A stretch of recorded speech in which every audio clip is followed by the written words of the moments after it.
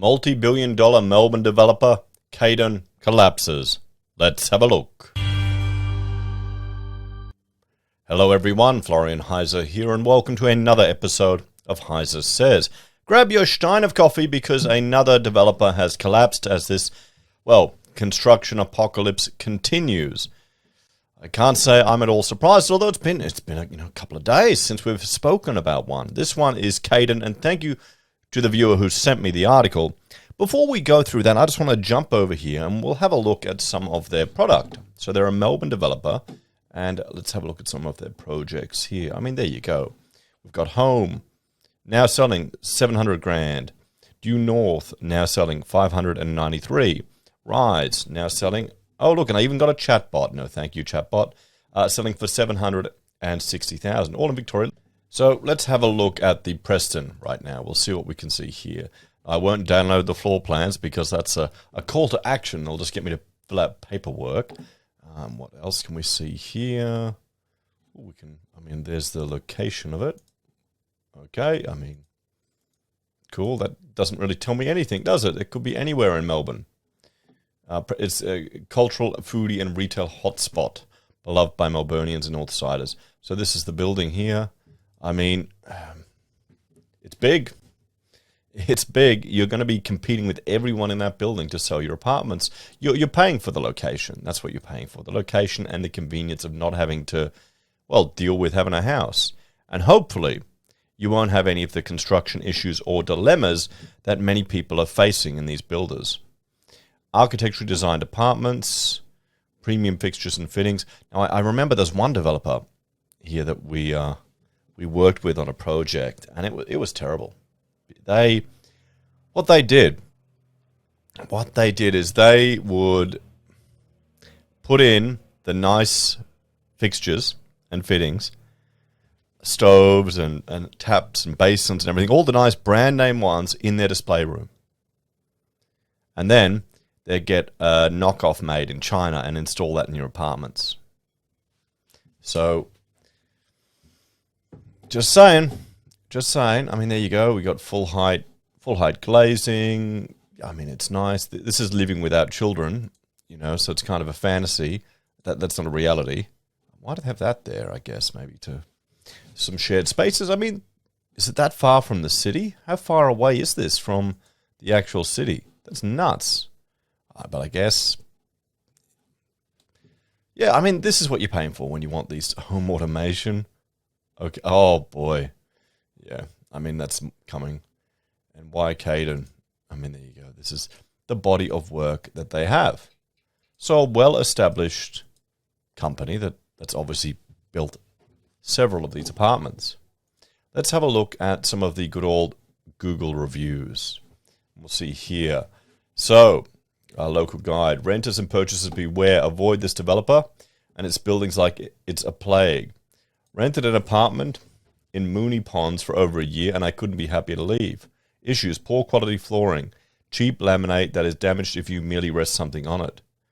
Well, the whole building whistles so much, it sounds like it's going to collapse when it's windy. On that note, good luck trying to sleep. Good luck trying to get some peace and quiet in your apartment. You hear loud, screeching noises every time someone around you operates a tap. If you have any issues, have fun trying to get them rectified. These apartments were designed poorly and with cheap quality materials.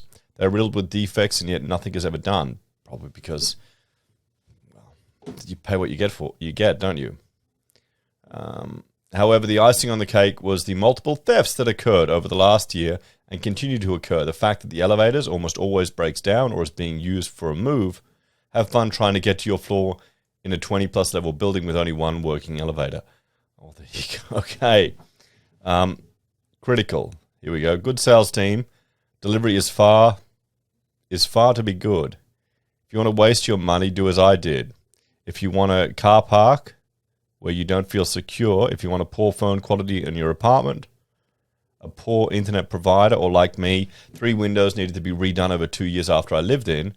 If you want to pay for equipment that should be included, I won't say much. The developer is bad, the builder is not better. Run away. So, okay, well, there's a few negative reviews here from years out. We've got other ones here. After looking for our first home apartment to purchase, I came across the Ivanhoe Apartments. They were in the display office, the kitchen. Yep. We're on display. All looked and felt very high quality. Was mostly easy. Okay. So you're getting a mix there of people who are, they've got a rating of 3, which is really average. You kind of want much higher than that. So some people have dragged it down. The guys built a building on 157 Burwood Road using a shell company and ran with the money. Years later, that's the problem. That's what happens in the entire construction sector. So there we go, guys. A few mixed things from the public. Let's have a look at what this article from the Fin Review has to say.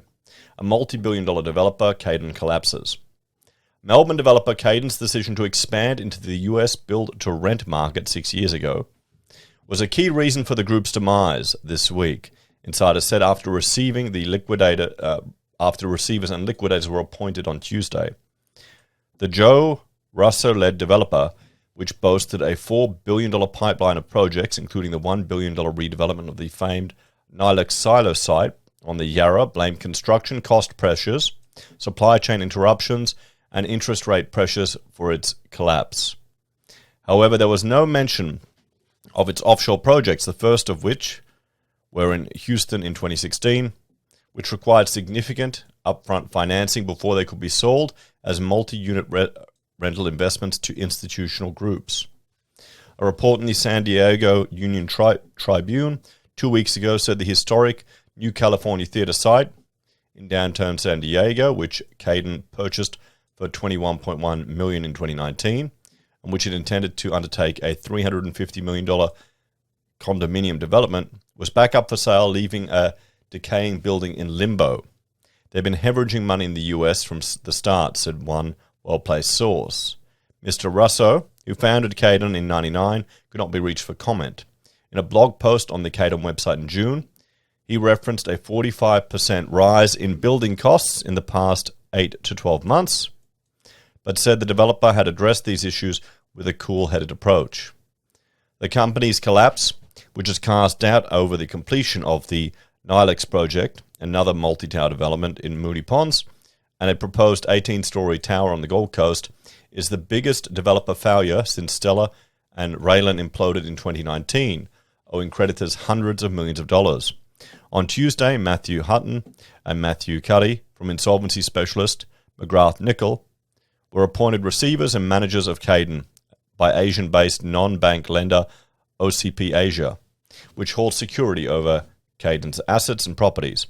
OCP Asia was also a financier of Stella Group, which collapsed in 2019. Malcolm Howell of Jurish Sutherland was appointed as liquidator of Caydon Group. A spokesperson for OCP, which lent Stella up to $120 million, said it would not be commenting on its exposure to Caydon. Secured assets now under the control of receivers include completed residential and commercial properties, sites under development, and land holdings. 2 Caydon projects under construction, Home in Alpington and Due North in Preston, were not impacted by the appointments and remain fully funded to continue through to completion and settlement, the receivers said.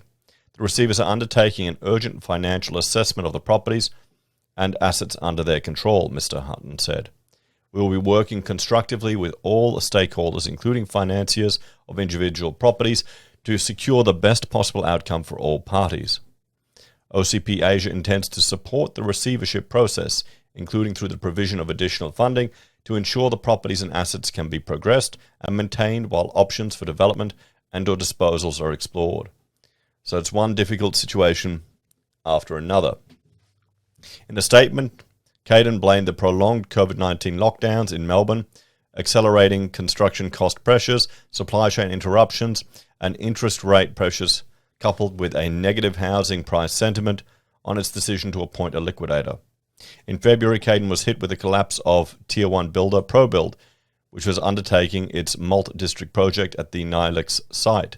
The development was not among the 5 picked up by Sydney-based contractor Roberts Co.